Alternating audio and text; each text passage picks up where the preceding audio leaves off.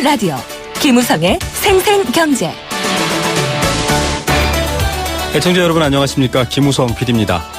생명이 살아가는 데 있어서 커다란 숲은 아주 중요합니다. 다른 동물이 더불어 살아갈 수 있는 중요한 삶의 터전입니다. 이 숲을 이루는 커다란 나무들도 사실은 작은 씨앗과 풀잎에서 출발했습니다. 지금 우리 경제를 이끌어가고 있는 대기업들도 차고에서 시작한 애플이나 기숙사에서 출발한 페이스북처럼 시작은 모두 작았습니다. 하지만 훌륭하게 성장했죠. 오늘은 우리 경제의 이런 시작을 돌보는 국가기관입니다. 중소기업청의 주영섭 청장 스튜디오에 모셔서 한국 경제와 중소기업 정책의 현황 그리고 발전에 관한 이야기 여러분께 전해드리겠습니다. 모든 어른은 모든 어린이였습니다. 삼성도 애플도 사실은 중소기업이었죠.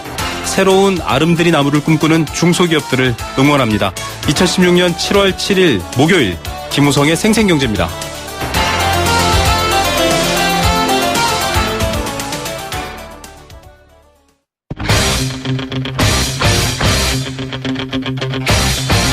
지금 가장 뜨거운 경제 소식. 경제 톱 뉴스. 이 시각 가장 뜨거운 경제 뉴스 먼저 전해드리겠습니다. 삼성전자가 깜짝 놀랄 뉴스를 만들었습니다. 생각했던 것보다 좋은 영업 실적을 올렸습니다. 반려동물 천만 시대, 생생경제에서도 동물 간호사 얘기해드린 적이 있는데요. 오늘 대통령 주재로 열린 투자 활성화 대책회의에서 다양한 신산업 논의가 진행됐습니다. 되냐 마냐를 놓고 야구 경기보다 뜨거웠던 야구장 맥주보이 논란 드디어 결정이 났습니다. 이 시각 가장 뜨거운 경제 뉴스입니다. 이데일리 권소연 기자 연결합니다. 안녕하십니까? 네, 안녕하세요. 네, 삼성전자 실적이 발표가 됐는데 깜짝 실적이라고요? 네, 올해 2분기에 연결 기준으로 보면 8조 1천억 원의 영업이익을 올렸다고 밝혔습니다. 이 1분기에 6조 6,800억 원이었는데요. 이보다는 21% 증가한 거고요. 1년 전과 비교해보면 17% 늘어난 겁니다. 기대 이상의 성적인데요. 애널리스트들이 제시한 전망치 평균이 7조 3,800억 원이었거든요.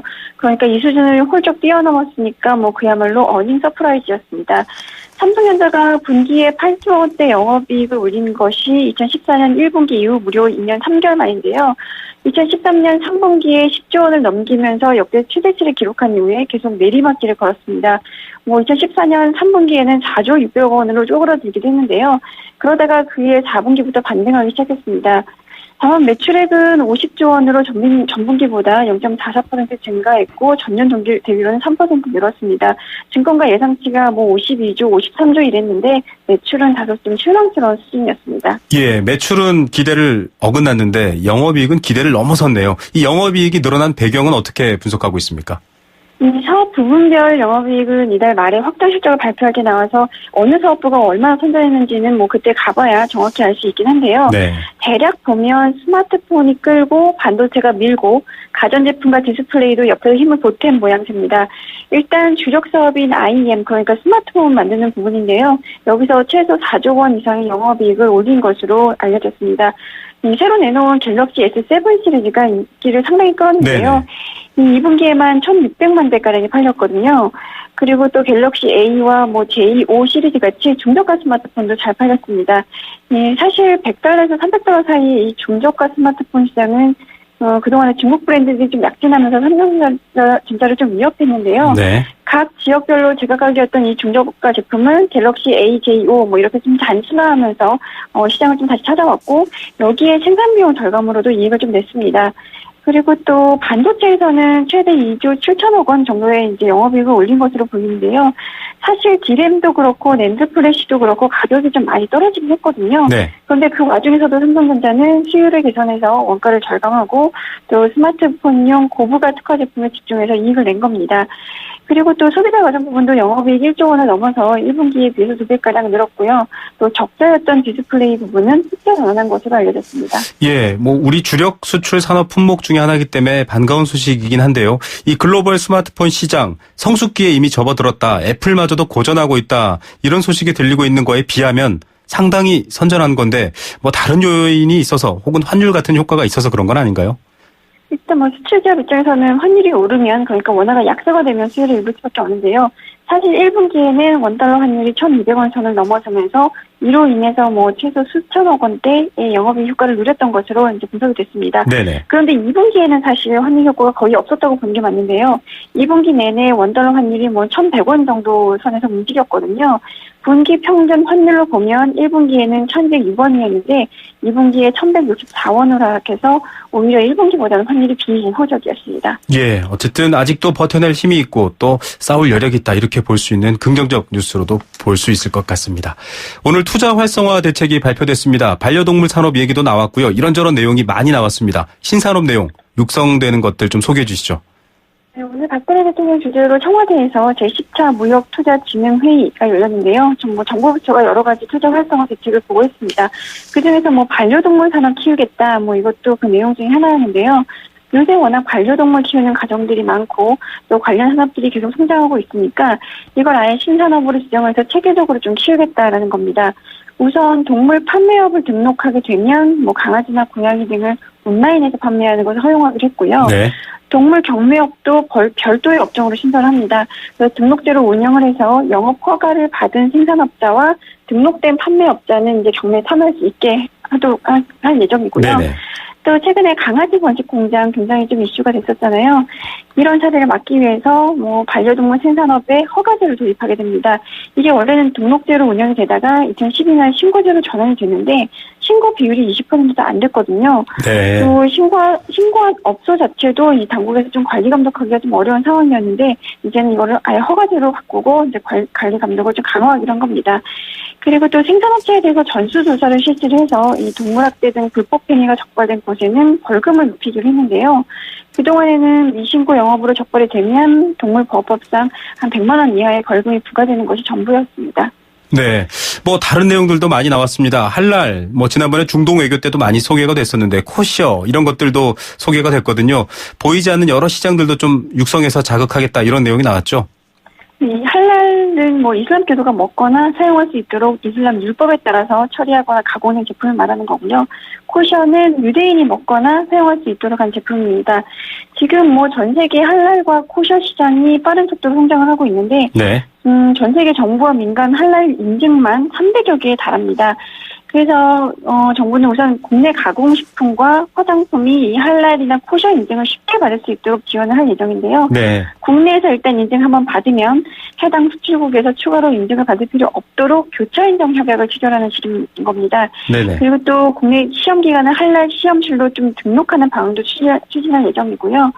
또 할랄 시장에 한국 화장품을 수출하려면 먼저 뭐 돼지에서 수출한 콜라겐이나 뭐 알코올 성분이 들어있는 글리세린 이런 것들을 대체할 성분부터 좀 개발을 해야 되거든요. 네.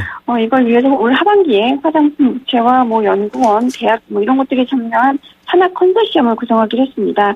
네. 그리고 또 매년 이제 74명에 달하는 무슬림 관광객들을 위해서 면세점에 이 할랄 화장품 구입 코너도 배치할 예정이고요. 이 밖에도 뭐 테러와 무관한 국가에 대해서는 비자 발급 요건을 좀 완화하고 의료 관광객 유치를 위해서 중동 환자나 그 동반 가족에 대해서는 뭐 비자 발급 혹은 뭐 비자 연장 같은 좀 체류 여건을 개선하기로 했습니다. 예, 이 밖에도 뭐 부동산, 벤처 관련해서 오늘 여러 얘기가 나오고 있고요. 신산업이 결국엔 주력 산업이 된다라는 것들 저희도 생각해 보면서 지켜볼 얘기인 것 같습니다. 자, 야구장에서 야구 경기보다 뜨겁게 논란이 됐던 맥주보이 논란 드디어 결정이 됐죠? 근데 그동안 뭐 야구장에서 맥주를 파는 것이 뭐 맞냐 틀리냐 이런 걸 두고 논란이 많았는데요. 네. 국세청이 주류 관련 고시의 규정을 개정해서 맥주보이를 전면 허용하기로 했습니다. 이 맥주보이는 야구장에 가시면 이제 등에 생맥주통 짊어지고 다니면서 컵에다 이제 자리에서 직접 생맥주를 판매하는 그런 이들을 말하는데요. 네. 지난 4월에 국세청과 식품의약품안전처가 맥주보이를 규제하기로 하고 맥주보이가 활동하는 뭐 잠실이나 수원 뭐 이런 곳에 연고를 둔 구단에 이제 이런 방침을 전달했었습니다. 네네. 이 맥주보이가 주류를 허가된 장소에서만 팔아야 된다라는 주세법을 위반한 것이고 또 청소년들이 쉽게 술을 접할 수 있기 때문에 안 된다 뭐 이런 생각이었는데요. 뭐 여기에 대해서 뭐 팬들이 난리가 났었죠. 뭐 맥주보이가 야구장 문화로 정착이 된 지가 상당한데 뭐 이게 말이 되냐 이런 식으로 변발을 상당히 했었는데요. 네네. 그래서 결국 맥주보이 규제를 철회하기로 하고 제도 개선 작업을 착서 이 야구장 같은 이제 한정된 공간에서 다른 법령의 제한을 안 받는 경우에 주류 판매를 할 수 있도록 제도를 손본 겁니다. 이번 제도 개선으로 인해서 뭐 치킨과 맥주를 같이 파는 치맥 페스티벌도 가능해졌고요. 또 치킨집의 맥주 배달도 허용이 됩니다. 네, 오늘 뉴스는 여기까지 듣겠습니다. 감사합니다. 네, 고맙습니다. 네, 2대12 권소연 기자였습니다.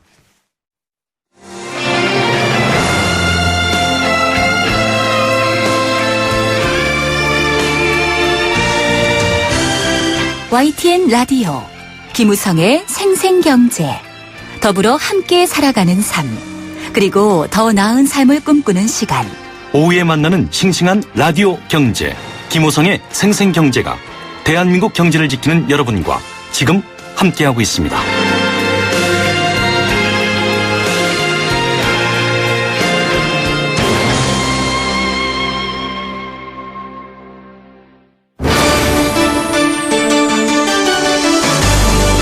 YTN 라디오 김우성의 생생경제.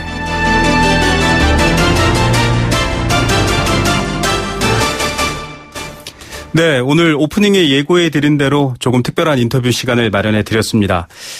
저희 생생경제 중점 진단에 여러 경제학자 또 원로 경제 관료분들께서 많이 나오셔서 하나같이 강조하는 게 있습니다. 바로 중소기업의 성공입니다. 이 경제라는 거대한 생태계가 건강하려면 대기업만 잘 사는 게 아니라 중소기업이 함께 잘 살아야 한다 이런 얘기인데 뭐 이견이 없는 얘기일 겁니다. 국경 없는 글로벌 시장 또 글로벌 경쟁에서 우리 중소기업을 돕고 이끌어주는 기관입니다. 최근에는 세계로 나아가는 창업 벤처기업 관련해서 힘을 더 쏟고 있습니다. 주영섭 중소기업 청장님 스튜디오에 모셔서 얘기 나눠보겠습니다. 청장님 안녕하십니까? 네, 안녕하세요. 예. 네, 주영사입니다. 이 라디오 스튜디오에 와보신 적은 있으신가요? 이 라디오 처음인데요. 예. 이 미디어 생태계에서는 라디오가 일종의 중소기업과 비슷한 역할일 네, 텐데요. 네. 취임하신 지 6개월이 되셨더라고요. 네, 네. 원래는 공학자이신 걸로 알고 있는데요. 여러 기업의 경영자로 계셨고 또 학교에도 계셨는데 이제 중소기업청을 맡으셨습니다. 좀 네. 감회가 어떠신가요? 그동안에 저는 말씀하신 대로 30년은 기업인을 했고, 3년 동안 공직을, 정부 일을 하다가 또 3년 대학 교수를 하다가 이제, 중소기업청장을 맡았는데요. 네네. 뭐 우리나라 지금 상황이 이제 정제가 점차적으로 민간 주도로 가고 있고, 그렇기 때문에 민간의 경험이 상당히 아마 공직에도 많이 필요할 거라고 생각하고 있고, 또 특히 이제 우리나라의 경제 구조가 대기업 중심에서 중소중견기업 중심으로 바뀌고 있기 때문에, 네. 또 중소중견기업들은 아무래도 좀 정부의 역할, 정부의 지원이 굉장히 중요한데 그런 면에서 좀 기업을 잘 아는 사람을 아마 잘 지원하라고 네. 이렇게 임명해 주신 걸로 알고 있습니다. 예, 직접 또 여러 가지 기업 활동 경험으로 느끼신 바가 많으시기 때문에 피부에 와닿는 그런 정책을 뛰실 텐데요. 요즘 뭐 브렉시트도 그렇고 글로벌 경제 상황이 한국 경제 또 한국의 작은 기업들에까지 영향을 미칠 만큼 여러 가지 상황들은 어렵다라고 얘기가 되고 있습니다.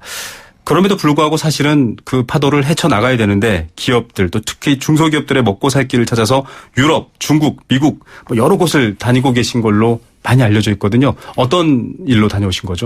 네, 그러니까 지금 말씀드렸던 대로 이제 우리나라의 경제의 주역이 바로 이제 중소중견기업으로 이제 전환되고 있는 상황에서 지금 특히 우리나라 경제 자체가 굉장히 해외 의존성이 높고 예, 수출 의존도 높은 그런 경제 구조이기 때문에 그런 경제의 주역이 되려면 결국 우리 중소중견기업의 이 글로벌화가 대단히 중요합니다. 네. 그래서 근데 이 중소중견기업은 이제 대기업의 경우는 뭐 자체 내에 세계적인 네트워크도 갖고 있고 하기 때문에 스스로 해결할 수 있지만 이 중소중견기업이 글로벌화되기 위해서는 이 정부의 어떤 지원이 굉장히 중요합니다. 특히 중소중견기업이 국제적으로 잘 협력할 수 있도록 정부 간 협력 체계를 만드는 것이 대단히 중요하고요. 네. 특히 요즘 브렉시트 같은 경우도 결국 자국 우선주의가 많이 가기 때문에 네, 맞습니다. 기업끼리 어떤 국제 간의 협력을 만들어내는 것은 대단히 좀 어려운 상황이 가고 있어서 네. 정부 간의 어떤 지원을 체계를 만들어주는 게 대단히 중요하고요. 그러면서 이제 그게 바로 지난 3년 동안 대통령께서 세계 각지를 다니시면서 네. 대통령 순방을 할 때 과거와 달리 과거는 대기업 중심으로 많이 갔지만 최근에는 거의 중견기업인 수백 명을 데리고 지금 순방을 네. 이제 같이 하시거든요. 그래서 그런 걸 통해서 중소중견기업인 입장에서는 전에 과거에는 만날 수가 없었던 사람들을 다 만날 수 있게 되고 네. 그래서 성과가 아주 굉장히 탁월하게 나고 있습니다. 그래서 그런 대통령께서 만드신 길을 만들고 계신 거니까 네. 그걸 좀 더 이제 정부에서는 더 확장시키고 더 이제 좀 많은 기업들이 국제 협력에 어떤 혜택을 받을 수 수 있도록 노력하고 있습니다. 그래서 예. 그런 의미에서 요즘 여러 지금 국가들과 협력 체계를 만들어가고 있습니다. 예. 사실 대기업은 이미 국경이 없고 국적이 없다고 할 만큼 글로벌화돼 있지만 중소기업들에게 그런 기회를 주는 건 국가의 역할이다. 이런 설명을 해주셨는데요. 해외 진출을 위한 중소기업 지원 상황이 조금 궁금합니다. 사실 해외에 성공한 중소기업 모델에 대한 부러움들이라든지 소개들은 굉장히 많이 있거든요. 어떻습니까? 네, 우리나라 이제 중소중견기업이 다 합쳐서 한 350만 개 되는데 네. 가운데 이제 일반 소상공인을 제외하고 실제로 그 수출 기업들 중심으로 보면 약 9만 개 정도 됩니다. 네. 그래서 주로 이제 제조업이 많고요. 그래서 9만 개 기업들 가운데 중소기업청에서는 작년에 한 14,000개 정도의 중소기업의 그 해외 진출을 지원했으니까 굉장히 광범위하게 해외 진출 사업을 갖다 지금 수행하고 있는데 특히 이제 수출 예산이 3년 전 현 정부 시작하기 때 비해서 네네. 거의 50% 이상 늘렸고요. 네. 그리고 14개 전국에 있는 서울 지방청 중심으로 지방 중소기업청 중심으로 14개 수출 지원 센터가 있습니다. 네네. 거기서 이제 아주 일괄적으로 아주 원스톱 서비스를 제공을 해서 지금 이제 중소중견기업 수출 비중이 3년 전에 비해서 거의 이제 3년 32% 정도대였는데 지금 38%까지 네. 올라오고 있고요. 앞으로 이 추세를 계속하면 앞으로 향후 5년 이내로 우리나라 수출의 50% 이상을 중소중견기업이 담당할 정도로 우리나라 수출의 견인차가 될 수 있게 지원할 계획을 갖고 있습니다. 예, 우리나라 산업 구조의 변화에 대한 얘기와도 맞아떨어지는 얘기인 것 같습니다. 중소기업이 수출의 주력군으로서 좀 발돋움할 수 있는 환경을 만들고 있다. 이렇게 얘기하셨습니다. 그런 이유 때문일까요? 이 유엔에 세계 중소기업인의 날을 제정해달라 이렇게 요청하셨다라는 뉴스가 나왔거든요. 세계 중소기업의 날이 저는 있는 줄 알았습니다. 네, 없습니다. 예. 없는 게 더 놀랐는데요. 예. 이게 이제 결국은 그 국제협력을 하는 과정의 하나의 일환인데 네. 그 국제협력은 이제 국가 간의 양자 간 협력 체계도 있겠지만 그걸 더 촉진하려면 다자 간 협력 체계를 만드는 것도 중요합니다. 네네. 그래서 그 다자 간 협력 체계라는 게 이제 아시아 중심으로 할 수도 있겠지만 유엔 중심으로 네. 가는데 유엔에 보면 2030년까지 이 지속 가능 개발 목표라고 그래 가지고 네. 이 그 경제적인 사회적인 환경적인 개발 목표를 결국은 전 인류가 어떻게 공연할 거냐 하는 문제를 가지고 목표를 세운 게 있어요. 네네. 그 목표가 17개 목표를 갖고 있는데 그 17개 목표가 하나하나가 다 전부 중소중견기업이 잘하면 되는 겁니다. 네. 그래서 중소기업이 그만큼 중요하다 하는 네. 것들을 이제 그 유엔에 이제 제안을 하기 위해서 보니까 중소기업 날이 없어서 네네. 중소기업의 날을 제창하자고 하니까 전 세계 많은 중소기업 청장들 중소기업 담당하는 장관들께서 동조를 해주셔가지고 네네. 이번에 장관회의도 하고 그리고 또 이번에 이제 중소기업의 날 제정을 공식 요청을 해서 했는데 앞으로 아마 좋은 국제협력의 또 다자간 협력 체계의 시발점이 될 것 같습니다. 예, 이 날이 지정이 되고 뭔가 기념식이 있으면 한국에서 처음으로 했으면 좋겠다라는 바람도 네. 가져보고요.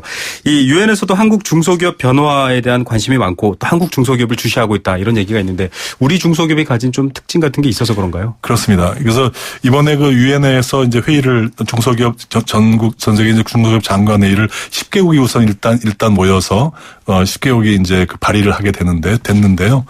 거기에서도 이제 기조연설을 통해서 이제 우리나라의 그 성공 스토리를 전부 다 설명을 했습니다. 그래서 네. 과거에 우리 정말 국민소득 100불대에서 네네. 지금 28,000불대까지 이 반세기 동안에 발전한 이 성공 사례를 설명하면서 또 이 창조경제 여러 가지 또 새로운 추세라든가 이런 것들을 설명하니까 왜냐하면 창조경제도 일자리 창출 중심이고 일자리 창출은 또 중소중견기업이 그렇죠. 만들고 있기 때문에 그래서 이 중소기업, 중견기업, 이 중소기업의 어떤 그 한국 중소기업의 발전사를 설명하니까 이 모든 그 세계 분들 특히 개발도상국에서 네네. 그러한 성공 스토리를 좀 공유하자. 그래서 얼마든지 공유할 수 있다. 네네. 그래서 그러면서 자연스럽게 이제 협력 체계가 서로 이제 그 개발 소상국분들이 한국하고 협력하자는 제안을 지금 많이 하고 있습니다. 예, 정책뿐만 아니라 그렇게 실질적인 어떤 기업의 스토리를 가지고도 공감대를 형성할 수 있다 이런 얘기시네요. 네. 예, 이런 여러 가지 활동을 하고 계시는데 특히 이 스타트업의 요람입니다. 세계적인 기업들이 탄생한 곳인데요. 실리콘밸리 또 뉴욕에서 한국의 스타트업 즉 신생 기업들에 대한 IR 투자 유치 설명회를 열었다고요. 성과가 네. 어떻습니까? 맞습니다. 이제 성과 말씀드리기 전에 이제 크게 보면 이제 중소중견기업을 발전시키는 거가 사실은 이제 통해서 그 일자리 창출이 이제 창조경제의 하나의 큰 축 중에 하나고 네. 또 한 축이 창업 활성화거든요. 네네. 그 창업을 정말 이 그 세계적으로 나갈 수 있는 창업을 많이 키워서 양질 일자리를 창출하는 것이 창조경제 중요한 정책 중에 하나인데, 근데 이번에 이제 그러려면 좀 더 세계에 나갈 수 있는 그런 창업 기업들을 만들어야 되기 때문에 네. 그래서 지금 우리나라가 지금 각종 창조정책센터라든가 여러 가지 팁스라든가 여러 가지 통해서 지금 만들고 있는 창업 기업들을 세계 시장에 좀 소개를 해야 되겠다 해서 네. 이번에 지금 말씀한 대로 실리콘밸리하고 네. 그다음 뉴욕에다가 15개 기업을 데리고 가서 이제 거기 있는 벤처 캐피탈이라든가 엑셀레이터 같은 투자자들한테 네네. 이제 소개를 했습니다. 아주 네. 좋은 아주 기회였습니다. 예, 사실은 뭐 굴뚝에서 연기 하나 나지 않는 뭐 구글이나 애플도 스타트업으로 출발을 했거든요. 중소기업들도 그런 꿈을 꾸고 또 지금 스타트업을 하는 젊은이들도 많이 있습니다. 청장님께서 보시기에 그런 뭐 애플이나 구글 같은 미국 스타트업의 성공의 배경, 이유 뭐라고 생각하시는지요? 우선 가장 중요한 거는 창업 생태계가 중요합니다. 네. 다시 얘기해서 창업을 할 수 있는 하나의 여건을 만들어주는 거죠. 네네. 근데 그게 미국의 경우는 굉장히 우수합니다. 우선 기업가 정신이 투철한 그런 인재들이 있다. 그거고요. 그 다음에 벤처 캐피탈 같은 이런 투자 생태계들이 네네. 잘 발달돼 있다. 그리고 또 그거를 이제 뭐 M&A라든가 상장이라든가 통해서 키워 나가는 그 체제가 잘 돼 있다. 그게 이제 애플이나 구글 같은 그 삼박자가 맞아서 탄생한 거거든요. 네네. 우리나라의 경우도 결국은 그 중에서 좋은 인재, 저는 우리나라 충분히 있다고 생각합니다. 네. 지금 창업 생태계가 과거에는 좀 미비했습니다. 근데 네. 이 박근혜 정부에서 3년 동안 가장 주력한 분야가 이 창업 생태계를 만드는 겁니다. 네네. 그래서 과거에는 빚내서 대출 받아서 창업하던 거를 이제 투자 받아서 창업할 수 있게. 그러면 이제 결국은 신용 망하더라도 신용물 잔정 안 되기 때문에 재도전을 할 수 있는 거죠. 그래서 네네. 그런 거에서 이제 좋은 기술, 좋은 아이디어가 있으면 창업할 수 있다는 그런 생태계를 만드는다는 지금 만들어가고 있고요. 네네. 그다음에 이제 엑셀레이터 어떤 이런 키워가는 것도 이제 M&A도 활성화하고 또 이런 엑셀레이터 프로그램도 잘 만들고 네. 그냥 팁스 같은 게 그런 겁니다만 네네. 그런 거를 많이 만드는 것이 이제 앞으로 또 해야 될 일이 아닌가 싶고요. 네. 그렇게 하면 우리나라도 충분히 미국처럼 아주 좋은 창업 생태계가 나올 수 있다고 생각합니다. 예, 청취자분들도 지금 청장님께서 팁스 이러는데 이게 뭘까 하실 텐데 이번 IR에 참가했던 업체가 팁스, 민간 투자회사가 창업에 대해서 함께 지원하는 프로그램인데요. 이 팁스 지원을 받는 업체들이 다 소개를 했거든요.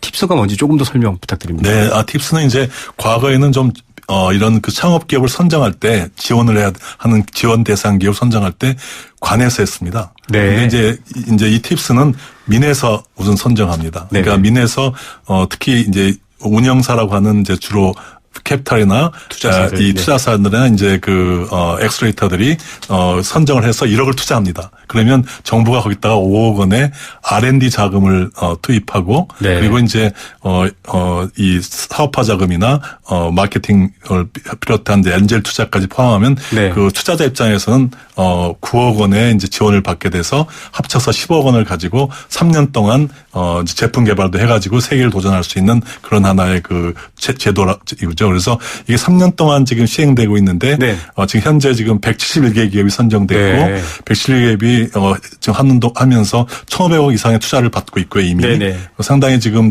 많은 세계가 주목하고 있는 이번에 또 실리콘밸리하고 뉴욕에서 굉장히 호평을 받아서 이 한국의 이 창업 기업이 이 정도 수준이냐 좀 관심을 많이 지금 보여주고 있습니다. 예, 이 말씀하셨던 것처럼 중소기업의 생태계와 발전을 위해서 국가 또 공적 영역에서 힘을 써주는 게 아니라 민간도 함께 끌어들여서 합작하는 형태로 더 에너지를 준다. 이제 그렇게 하다 보면 오히려 이런 자율성 때문에 조금 부작용 같은 게 생길 수도 있고 또 민간 쪽에서 어떤 예전에 벤처 때도 그랬지만은 좀 어떤 개인적 이익이나 네네. 사익으로 좀 귀결될 수도 있고 이런 위험성에 대한 대비 같은 것들은 있나요? 네, 있습니다. 그래서 지금 현재도 좀, 하나 사건이 하나 좀 미열되고 있는 게 있는데, 네네. 진행 중에 있는데, 그래서 이번에 아주 선진화 방안을 발표를 했습니다. 네. 준비해서요.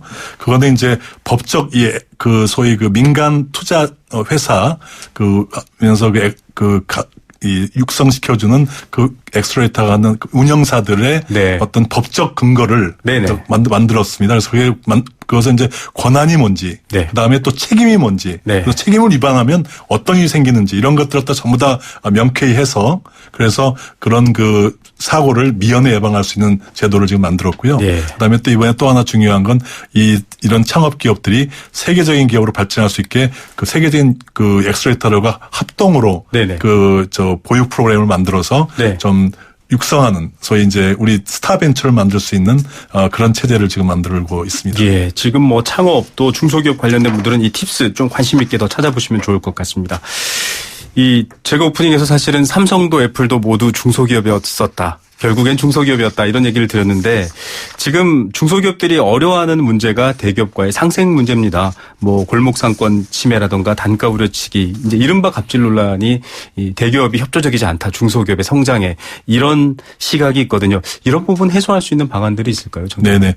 그거는 뭐 두 가지로 말씀드려야 될 것 같은데 하나는 우선 기본적으로 과거에는 대기업이 혼자 그 단독적인 플레이를 할 수 있었습니다. 그러니까 국내에서도 해외도 나가면 해외 이 부품 회사들하고 협력해서 갈 수 있었는데 이제는 우리나라 대기업들이 해외에서 다 견제를 받는 이제 큰 회사로 성장했거든요. 네네. 그렇기 때문에 이제는 어떤 그 단독으로 할 수 있는 게 아니라 굉장히 그 뭐랄까 협력적으로 어떤 컨소시엄을 이루어야 됩니다. 네네. 그다음에 기술이 또 굉장히 빨리 변하기 때문에 네. 한 회사가 혼자서 담당할 수가 없어요. 네. 그러다 보니까 하나의 그 생태계로 기업이 여러 대기업과 중견기업, 중소기업이 하나의 한 그 팀으로서 이게 가야만 이제 성공할 수 있거든요. 그래서 과거하고 달리 이제는 대기업도 동반 성장이라고 하는 거를 배려가 아니라 이 생존의 수단으로 생각하셔야 되고요. 네. 그다음에 이제 두 번째로 그런 과정에서 그럼 그런 게 하나의 방향이면 그런 걸 어기는 문제에 대한 거는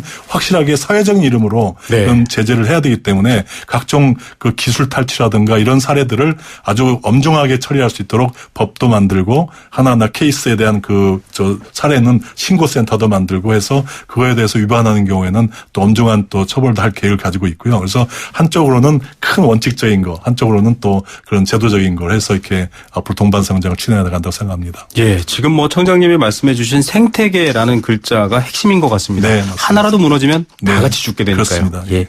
자, 뭐 여러 가지 바쁘신 일정과 또 일을 갖고 계시는데 마지막으로 이 벤처 창업 기업들 이제 해외로 눈을 돌리고 포부를 갖게 될 겁니다. 그 응원의 말씀과 더불어서 이 시간 저희 프로그램 중소기업 관계자분들 많이 들으시거든요. 일하시면서 털어놓기도 하시는데 그분들께 응원의 말씀도 더불어 부탁드립니다. 네. 이제 우리 중소 중견 기업도 그렇고 창업 벤처 기업도 같습니다만은 한국이 이제 우리나라가 이제 결국은 그 세계적인 시장을 통해서 성장하는 해외 의존형 경제 구조이기 때문에 그리고 그 구조가 아까 말씀드렸던 대로 이제 중소 중견 기업 벤처 기업이 이제 주역이 돼야 되기 때문에 네. 주역이라는 생각을 가져야 됩니다. 네. 이제는 조연이 아니라 주역이다. 그리고 주역이면 그것도 글로벌라이제이션 세계로 나가는 거는 한국 좁은 땅에서는 우리가 서바이벌할 수 없기 때문에 세계 시장에서 우리가 생존해야 한다는 건 또 필수입니다. 그러니까 그런 주역이라는 것 세계화를 해야 된다는 건 우리 선택이 아니라 필수다. 그리고 필수라는 걸 생각을 해야 되고 그렇기 때문에 정부에서도 중소중견기업의 발전 또 벤처 창업 기업의 발전을 위해서 최선을 다해서 지원할 거고요. 그걸 네네. 항상 좀 생각해 주시기 바라고 그다음에 마지막으로 이제 그런 생각을 가지고 정말 이제는 도전할 때다. 우리 한국의 지금까지의 요즘 경제가 어렵지만 우리나라는 항상 어려운 상황을 항상 극복해왔는 민족이잖아요. 그렇기 때문에 그런 하나의 도전을 잘 우리가 함께 노력해서 극복하는 그런 하나의 좋은 이 위기가 아니라 기회의 시기다. 우리는 희망이 있다. 우리 자신감이 있다. 이런 생각을 좀 말씀드리고 싶고 열심히 여러분들 사업 잘 하실 수 있도록 또 세계 속에 또 한국이 발전할 수 있도록 지원하겠습니다. 예, 여러분이 주인공이라는 말 잊지 마시기 바랍니다. 오늘 귀한 시간 감사드립니다. 네, 감사합니다. 네, 주영섭 중소기업 청장이었습니다. 네, 생생경제 일부 포스코와 함께했고요. 잠시 후 2부에서 뵙겠습니다. YTN 라디오 캠페인 물 없는 한라산, 물 없는 제주 바다를 상상할 수 있나요? 제주의 아름다운 자연과 풍경은 깨끗하고 건강한 물이 있기에 가능합니다. 제주를 아름답게 만들어주는 건강한 물은 우리의 몸과 마음도 아름답게 만들어줍니다. 몸과 마음을 지키는 일, 아름다운 물을 사랑하고 지키는 일에서부터 시작됩니다. YTN 라디오 아름다운 물 캠페인은 광동제약과 제주특별자치도 개발공사와 함께합니다.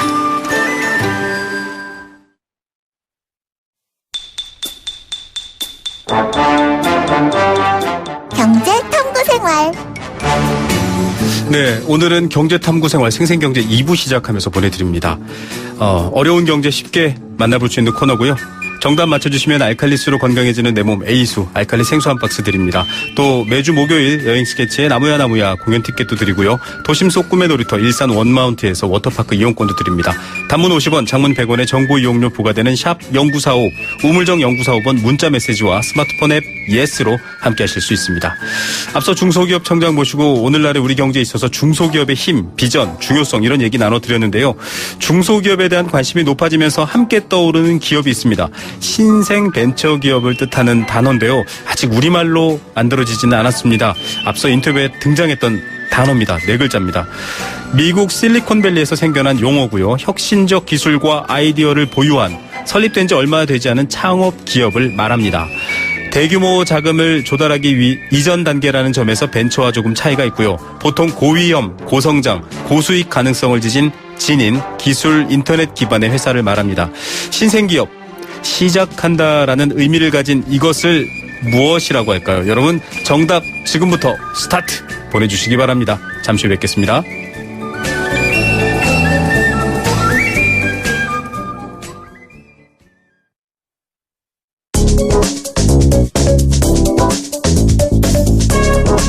알면 도움되는 세무회계 이야기. 똑똑한 경제생활. 네, 목요일 똑똑한 경제생활 기다리시는 분들 많습니다. 살다 보면 돈 문제가 가장 중요한데요. 돈 문제, 단지 돈을 벌고 쓰는 문제가 아니라 어떻게 관리하고 또 돈과 연관되어 있는 여러 가지 제도와 법령들을 어떻게 이해하느냐에 따라 결과는 천차만별입니다. 오늘도 똑똑한 경제생활을 도와주는 사람, 똑경사, 현대회계법인의 손정환 회계사 모셨습니다. 안녕하십니까? 예, 안녕하십니까? 지금 이제 4회차 정도 방송이 되고 있는데요.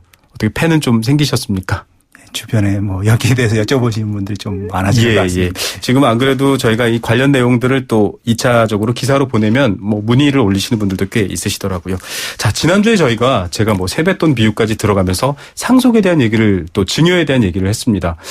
아들에게 3,000원을 주고 손자에게 2,000원을 줬을 때 뭐 어떻게 되느냐 이런 얘기 이제 여러분들 기억하실 텐데요.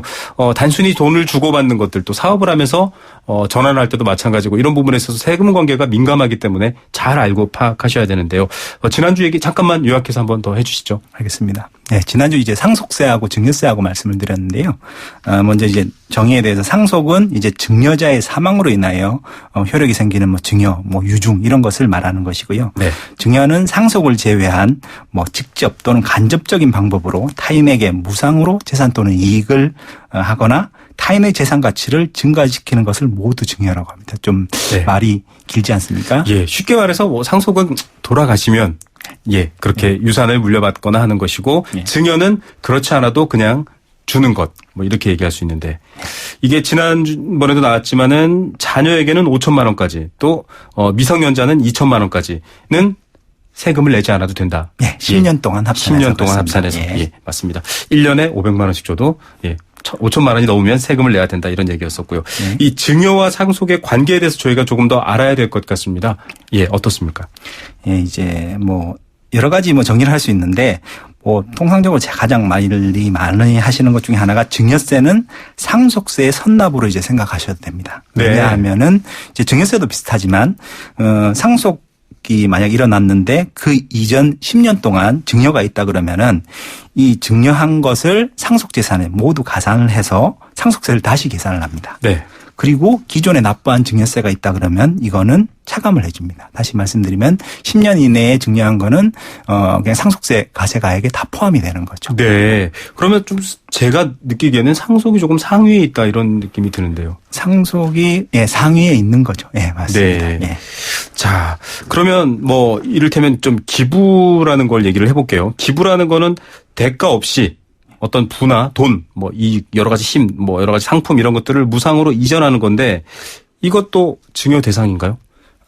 예, 증여세 대상이 일반적으로 아닌데요. 뭐 네네. 이제 증여의 개념으로는 넓은 의미의 증여의 의미에는 포함되는데 네. 기부의 경우에는 기부받는 자가 공익 목적 등으로만 사용하므로 보통 이제 증여세를 납부하지는 않습니다. 네. 다만 예외적인 경우에는 증여세를 낼 수도 있습니다. 어떤 예외적인 경우가 있을까요? 예외적인 경우는요. 일반적으로 이제 기부금 단체라 그러면은 기부금 단체에 내는 걸 이제 기부라 그러지 않습니까? 그렇죠. 일반적인 이제 기부금 단체들은 오직 공익 목적으로만 이렇게 한정된 목적으로만 사용할 수 있습니다. 네. 예, 그래서 이제 설립 시부터 이제 목적이 제한돼 있고 이제 그 목적에 맞게 돈을 사용하면은 증여세나 법인세를 전혀 내지는 않습니다. 네네. 그러므로 문제가 될 수는 없겠죠. 그런데 만약 그중에 이제 한 가지 예외가 있는데요. 그게 뭐냐 하면은 주식을 증여하는 경우입니다. 공익단체에다가. 기부를 하는데, 그러니까 공익단체에 제가 이거 좋은 일에 써주십시오 하고 주는데 주식을 줄 경우에는 조금 달라지는 부분이 있군요. 예. 그게 이제 왜 그러냐면요. 작년 연말쯤에 큰 이슈가 된 적이 있는데요. 네. 뭐 어떤 고액 기부자분께서 좋은 의도로 본인의 주식하고 현금을 기부금 단체에다가 기부를 하셨는데 엄청난 세금 폭탄을 맞았다 그래서 사회적으로 이슈가 되고 요즘에도 뭐 그와 관련해서 법 개정이 좀 이루어지는 걸로 알고 있는데요. 네네. 그게 뭐냐면은 이게 조금 과거에 그냥 단순히 그렇게 된 이유는 아니고 나머지 현금을 주실 때는 문제가 안 됩니다. 그런데 네. 주식을 기부하고 예전에 이런 뭐 공익법인 자체에 대해서 어떤 한 분이 의사결정권을 가지게 되면은 네. 이분은 증여세를 전혀 내지 않고도 그 회사의 경영권이나 의사결정권을 가질 수 있기 때문에 주식에 대해서만 네. 예, 이렇게 증여세를 내도록. 그래서 이제 5% 이상 기부하는 경우 해당 주식에 네네. 그럴 경우에만 증여세를 납부하도록 규정이 되어 있습니다. 이게 만약에 이 기부를 하는데 어떤 공익단체, 뭐 사회복지단체든 종교단체든 이 단체에 내 친족이나 관계 있는 사람이 있다. 네. 이런 경우에도 사실 좀 애매할 수가 있을 것 같습니다. 그런 부분에 대해서도 지금 법적으로 좀 규제는 돼 있습니다. 그런 부분에 네. 대해서. 그러니까 그게 이제 자꾸 그런 편법적으로 써다 보니까 그런 특수하게 부분에서 갈 거나 계속 이렇게 증여세법이 이제 개정이 되면서 그런 부분을 이제 편법적으로 증여나 상속을 하는 걸 막고 있는 거죠. 예. 자, 회사 주식의 5% 이상을 공익법인에 기부할 경우에 증여세를 내야 될 수 있는 이런 규정들이 있다라는 소개를 해 주셨는데 그러면 내가 기부를 했는데 이 기부받은 단체가 그 공익단체가 세금을 만약에 낼 수 없다.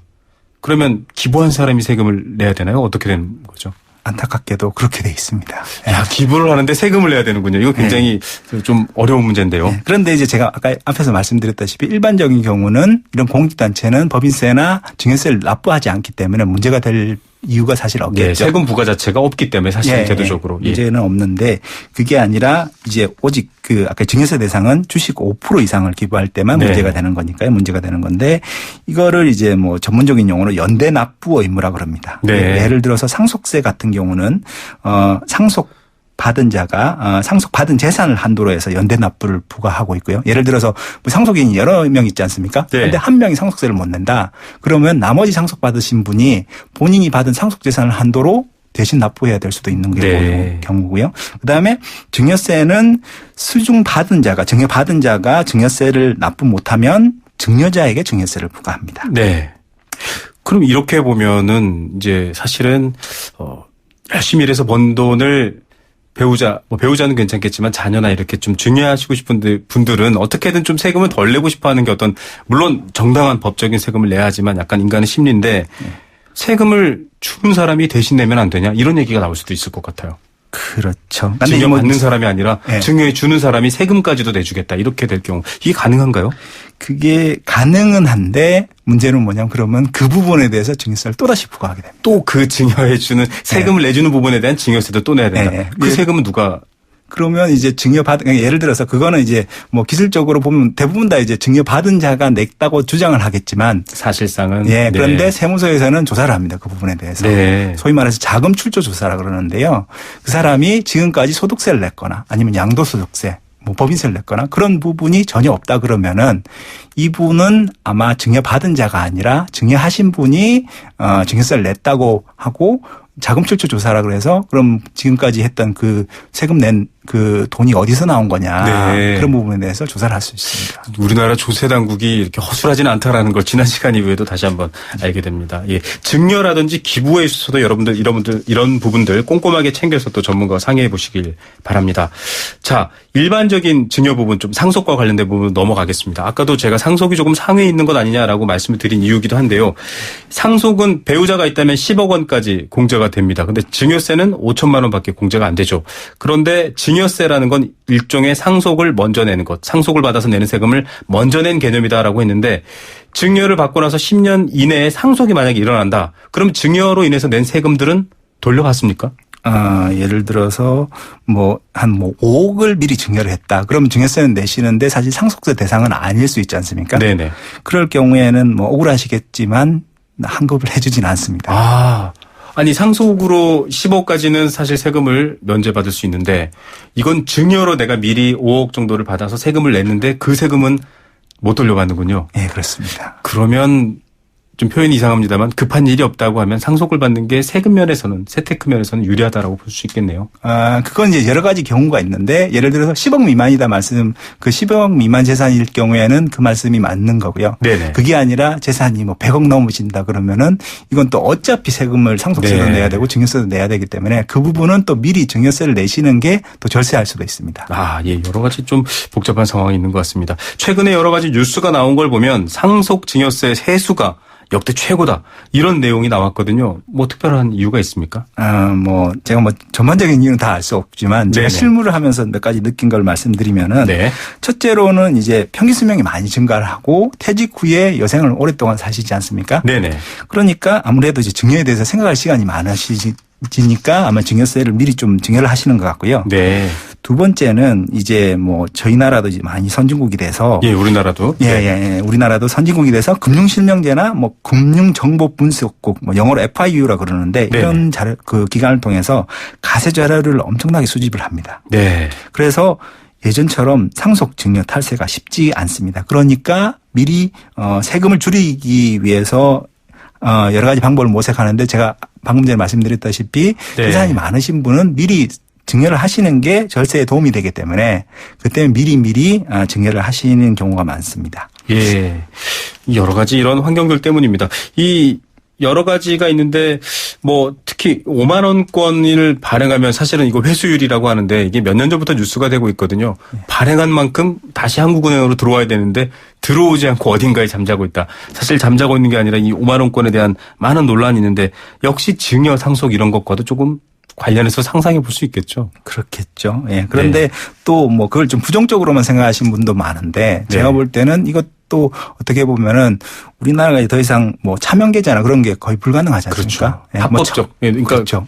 노출되는 금융 거래로는 네. 더 이상 그런 방식의 어떤 세금을 줄이거나 하는 방법이 어렵기 때문에. 예. 예. 그렇죠. 그리고 이제 처벌도 엄청 강화돼 가지고 그 잘못됐다가는 큰일 나고요. 그러니까 이제는 할 방법이 옛날처럼 차명계좌나 다운계약서 이런 걸로 해 가지고는 더 이상 이렇게 편법적인 상속 증여가 불가능하니까 네. 점점 이제 현금으로밖에 돈을 숨길 수 없다는 이런 반증이기도 하는 거고요. 예. 그런데 이것은 이제 상당히 조심하셔야 됩니다.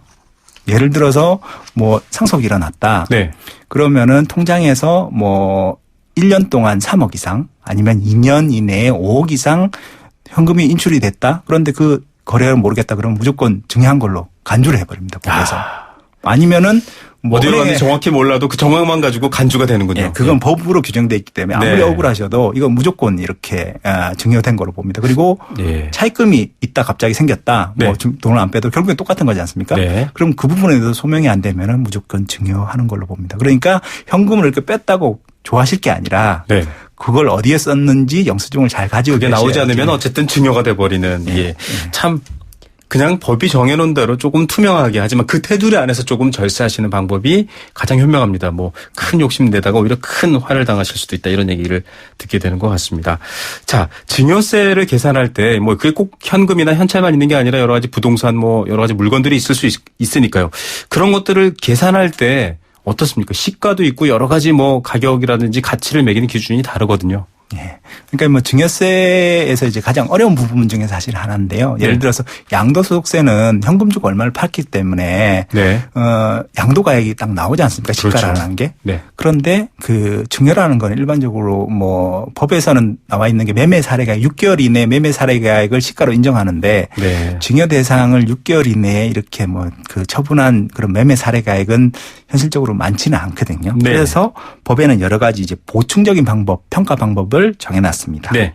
예를 들어서 토지 같은 경우에는 개별 공시지가, 그다음에 주택은 개별 주택 가격, 그다음에 주택 위의 건물은 국세청 기준 시가를 공시하고 있고요. 이를 기준으로 해서 부동산 가액을 평가해서 이 금액을 기준으로 증여세를 계산합니다. 그런데 예. 이런 것들이 이제 도입 초기에는 실제 시가하고 예를 들어 토지 같은 경우에는 개별 공시지가인데 차이가 좀 많이 났습니다. 옛날에는 실제 시가의 뭐 한 50% 60% 정도밖에 안 되는데 네. 이게 요즘에는 지금은 많이 줄었죠. 예, 80% 되니까 그것 때문에 증여세도 증가가 되는 부분도 또 있는 거고요. 예. 들을수록 어렵기도 하고 또 중요한 얘기인 것 같은데요. 또 시간이 다 됐습니다. 오늘 말씀 여기까지 듣겠습니다. 감사합니다. 예, 감사합니다. 네, 손종환 회계사였습니다. 자, 여러분 다 모이셨죠? 이제 일정 변경해서 4번째 쇼핑센터 방문합니다. 가이드 멋대로 일정이 마음에 안 드시면 인터파크 투어로 가시든가. 해외여행 가이드 인터파크 투어에서는 미리 확인하고 간다. 오 마이 가이드! 가이드 실명제로 더 즐거운 여행. 인터파크 투어. 새 차 살 때는 장기 렌터카 SK 똑똑한 장기 렌터카 똑똑한 가격 똑똑 주유소 할인 똑똑 SK 똑똑한 장기 렌터카 비교해보세요. 순증대수 1등 렌터카. SK 똑똑한 장기 렌터카 렌터카연합회 2015년 기준. 네, 생생경제 포스코와 함께했습니다. 오늘 퀴즈의 정답은 스타트업이었습니다. 정답은 8668님께 드립니다. 생수 한 박스 선물로 보내드리겠습니다. 세탁소 하고 계시는데 생수 꼭 필요하시다고요. 꼭 필요한 곳에 시원하게 쓰시기 바랍니다. 내일 오후 3시 10분에 뵙겠습니다. 감사합니다.